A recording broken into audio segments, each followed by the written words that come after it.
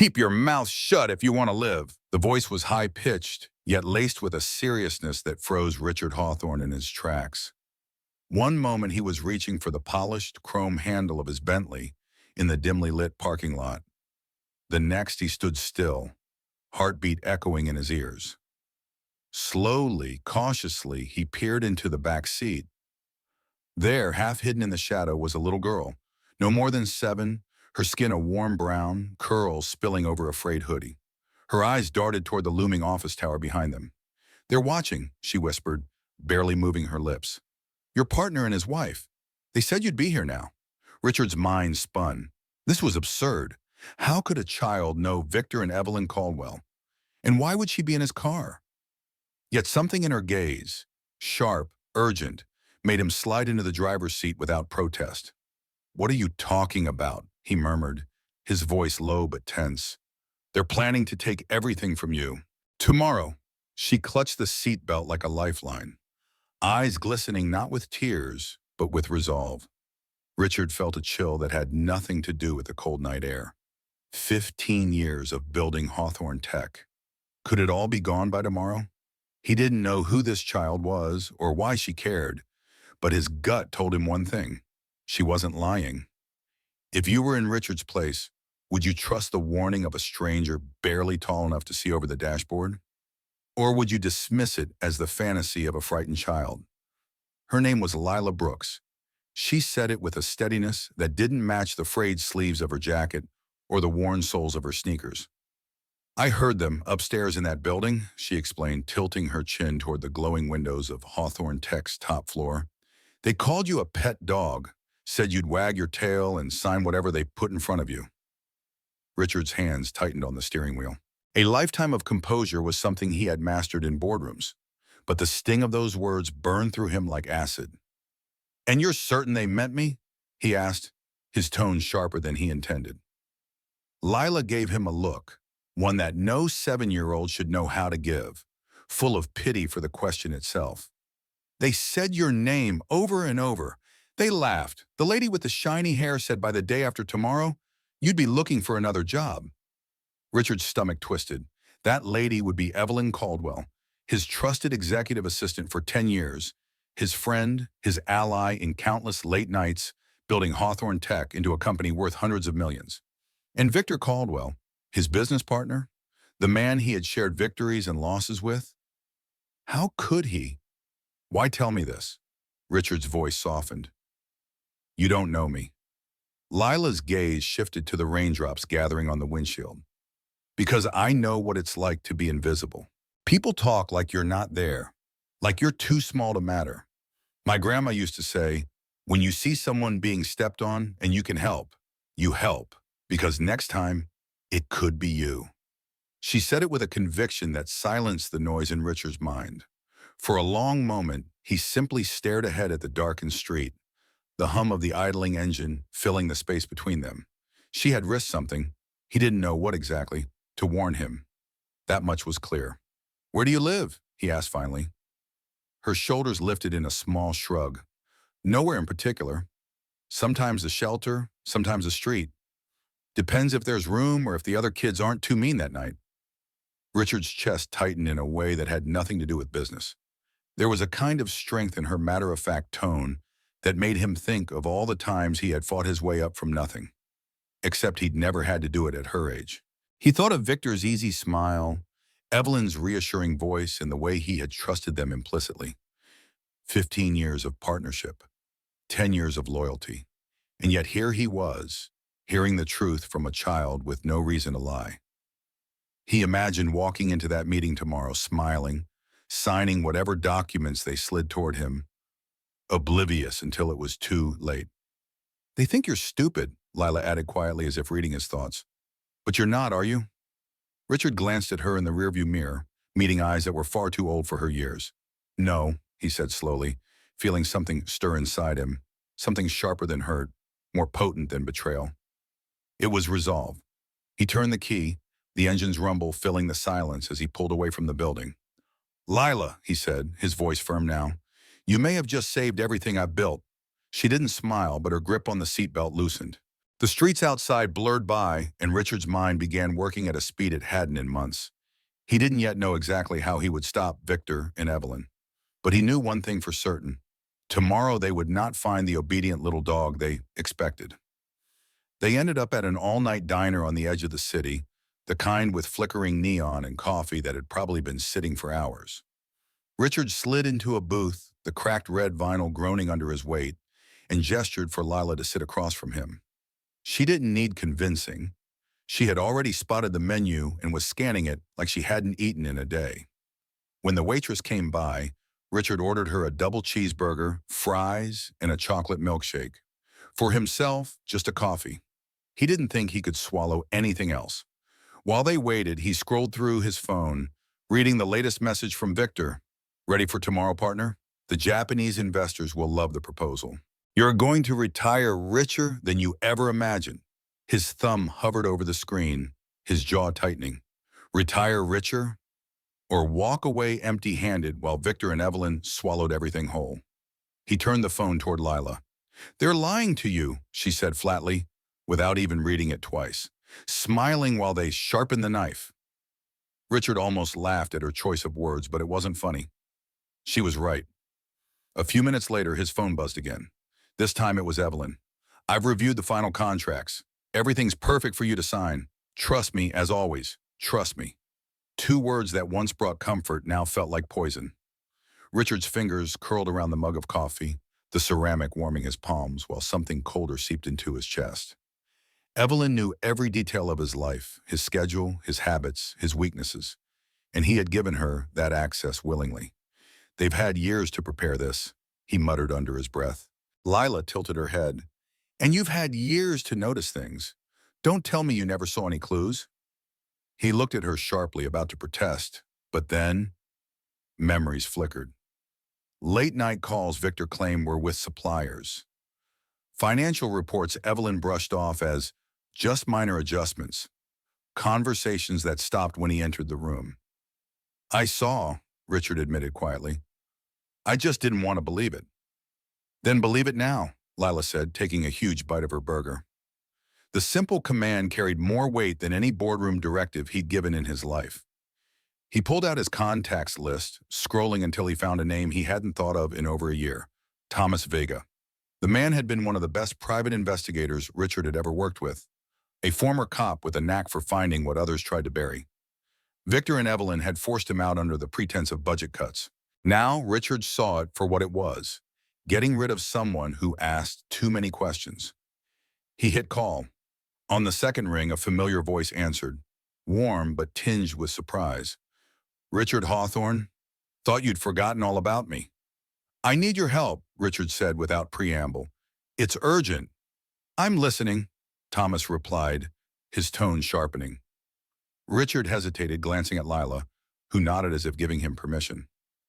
Victor and Evelyn are planning something big, and they're not doing it alone. There was a pause on the line. Meet me in 2 hours, Thomas said finally.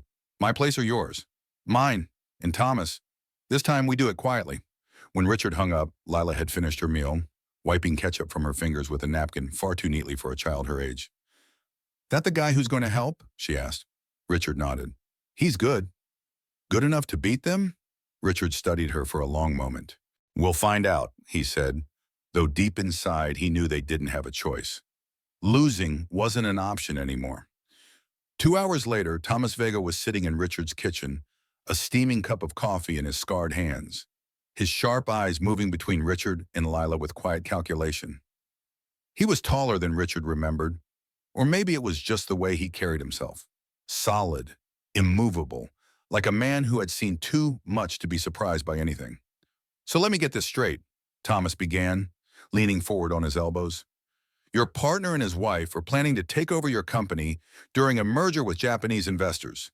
And this little one here, he nodded toward Lila, is the one who tipped you off. Lila's chin lifted proudly. I heard them talking. They didn't even know I was there. Thomas gave a slow, impressed smile. Kid, you've got ears like a hawk. Then his face hardened. But Richard, if what you're saying is true, this isn't just about a hostile takeover. It's criminal.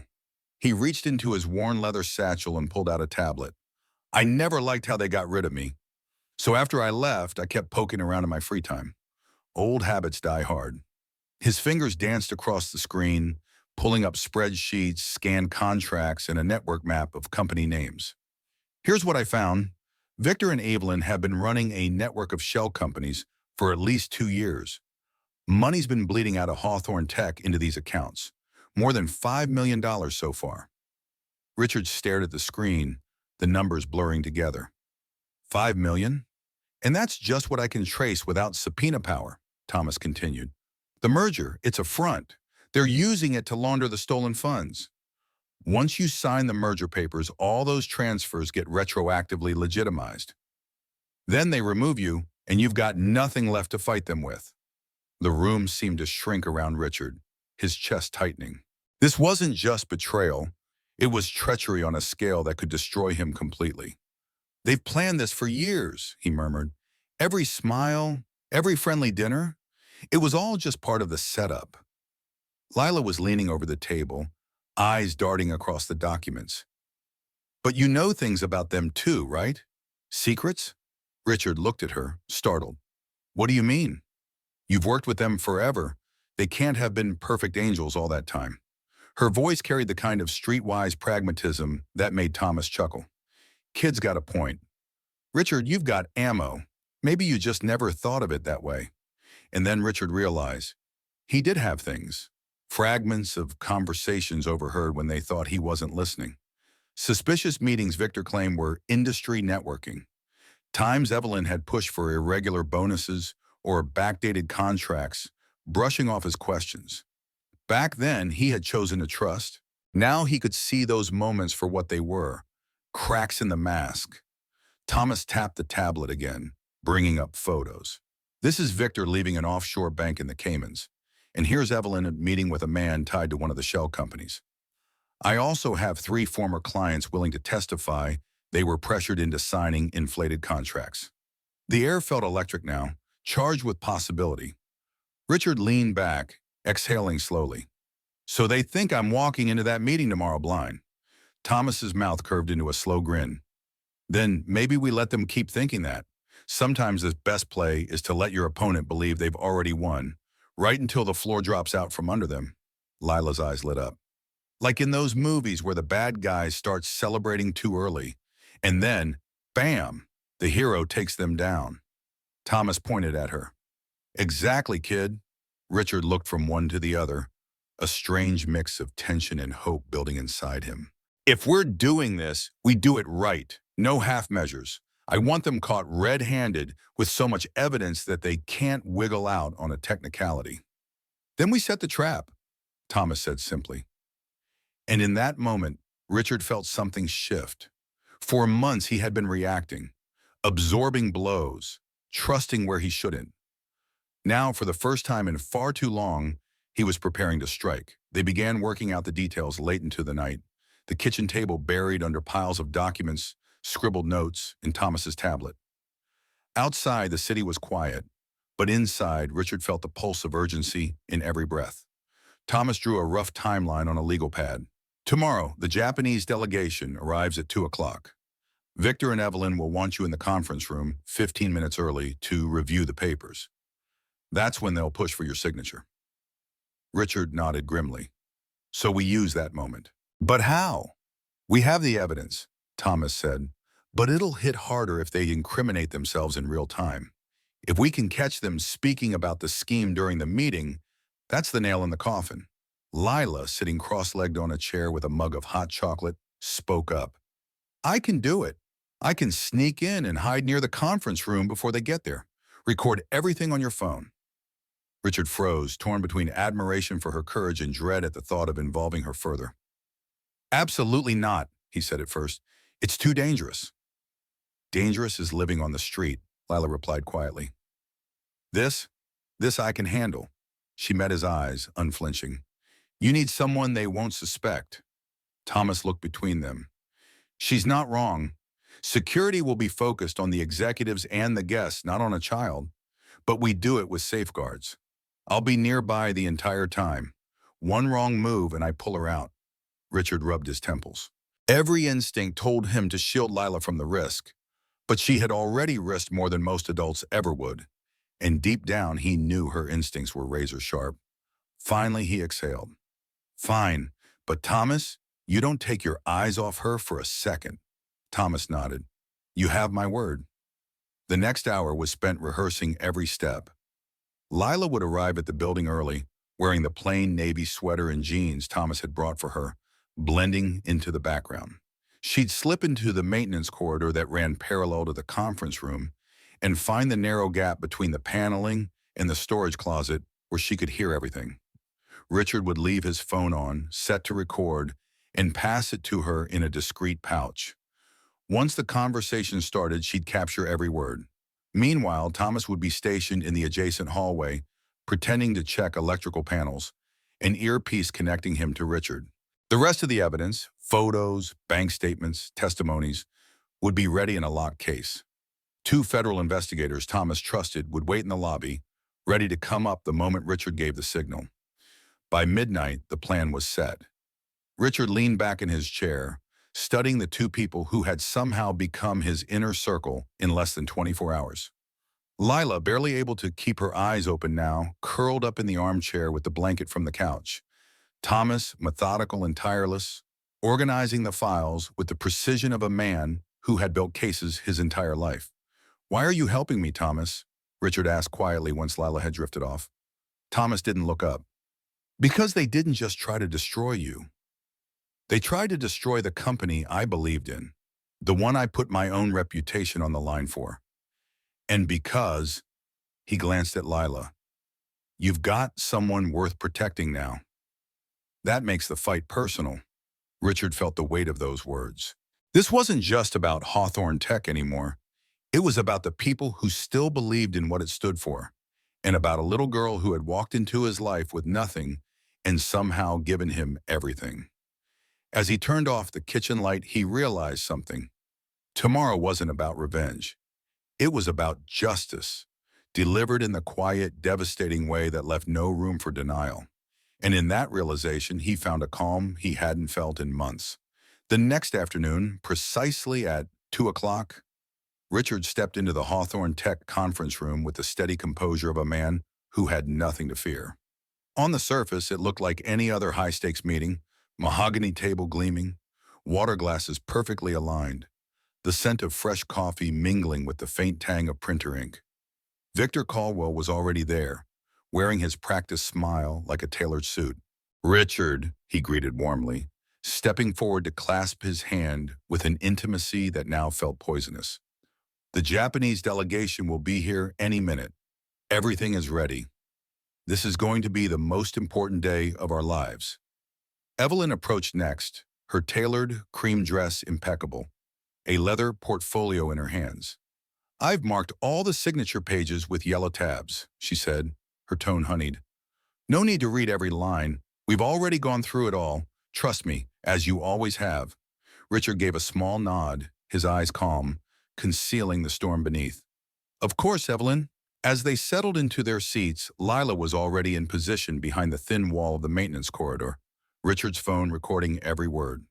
Thomas stood a short distance away, leaning casually against the panel access door, his hand resting lightly near the earpiece, feeding him the faint murmur of the room inside. Victor began the conversation with small talk, recounting how impressed the Japanese investors had been during their morning tour. But within minutes, the tone shifted. Once he signs, Victor said smoothly, we move the funds immediately. No delays. The sooner the transfers are complete, the sooner we can move on. And, Evelyn added with a faint chuckle, by the time he realizes what happened, it will be far too late. He's still so trusting, like an obedient little dog. Richard's pen tapped the table once, softly, the only outward sign he had heard every word. From her hidden spot, Lila clutched the phone tighter, her pulse hammering in her ears. Thomas caught her eye through the narrow gap and gave a slight nod. Perfect. Keep going. Richard leaned forward, feigning interest in the documents. And after the signing? He asked casually. Victor's smile widened. We'll send him off with a generous retirement package. He'll thank us, honestly. Imagine walking away from all the headaches with no idea what we've been doing behind the scenes. Flawless. Evelyn's laugh followed, a brittle sound that cut through the air. Thomas's voice came through the earpiece. We've got enough. Ready when you are. Richard straightened his tie, then said with deliberate calm, Before I sign, I'd like to show you something I found last night. He gestured toward the door. It opened to reveal Thomas carrying a locked case, followed by two federal investigators in dark suits. The shift in the room was immediate. The warmth drained from Victor's face and Evelyn's fingers tightened around her portfolio. What is this? Victor demanded, his voice tight. Thomas set the case on the table, opening it to reveal neatly organized folders, photographs, and a tablet already queued with bank records. $5 million, Thomas said flatly, transferred to shell companies you control, documented meetings with known money launderers, signed contracts with clients who don't exist. Evelyn's voice rose sharply. This is outrageous. These accusations are baseless. Richard remained seated, his tone almost gentle. Not accusations, Evelyn. Evidence. He tapped the tablet, and the room filled with their own voices. Victor discussing the fund transfers, Evelyn mocking him as loyal pet. When the recording ended, silence hung heavy. Lila stepped into the room then, escorted by a social worker, her small figure radiating quiet defiance. Hi, Mr. Victor, she said, her voice steady. Remember me? I was hiding under your desk last night when you called that man in Tokyo to tell him you were going to steal Mr. Richard's company. Victor's jaw clenched, his face turning a dangerous shade of red. One of the investigators stepped forward. Victor Caldwell, Evelyn Caldwell, you're under arrest for embezzlement, conspiracy, and money laundering. As the handcuffs clicked, Richard met Victor's glare with a calm that cut deeper than anger. You thought my kindness made me weak, he said softly. You were wrong. 6 months later, Richard stood in his new office on the 24th floor, sunlight spilling over the city skyline. Hawthorne Tech had grown stronger than ever, freed from the rot that had nearly consumed it. Victor was serving a 12-year sentence, Evelyn 8, their assets seized to repay the company. The legal battles had unearthed other victims too, business owners who were now rebuilding their lives. But for Richard, the most unexpected outcome stood in the doorway holding a math test with a perfect score. I got an A, Leela beamed, her school uniform crisp, her curls neatly tied back. Richard smiled, taking the paper. I knew you would. That night over dinner, he told her the truth he'd discovered in the months since. Your grandmother's name was Margaret Brooks. She was my cousin. Lila's fork froze midair, her eyes widening. So, we're family? Richard nodded, his voice soft. We always were. We just didn't know it. Tears welled in her eyes before she launched herself into his arms, holding him like she never wanted to let go. 3 months later, in the same courthouse where Victor and Evelyn had been sentenced, Richard signed the final papers making Lila his daughter. She wore a pale blue dress, her small hand gripping his as the judge smiled. It's not often we see a story begin with a crime and end with a family, the judge remarked. Years passed, and the Hawthorne Scholarship Foundation, Lila as honorary president, funded education for hundreds of vulnerable children. At the foundation's 5th anniversary dinner, she took the stage and said, The best day of my life was the day I got in your car. Because that day, I wasn't just saving your company. I was finding my family. Richard knew then that the betrayal meant to ruin him had given him something far greater than victory. A daughter, a purpose, and proof that sometimes the smallest voices can change the biggest destinies.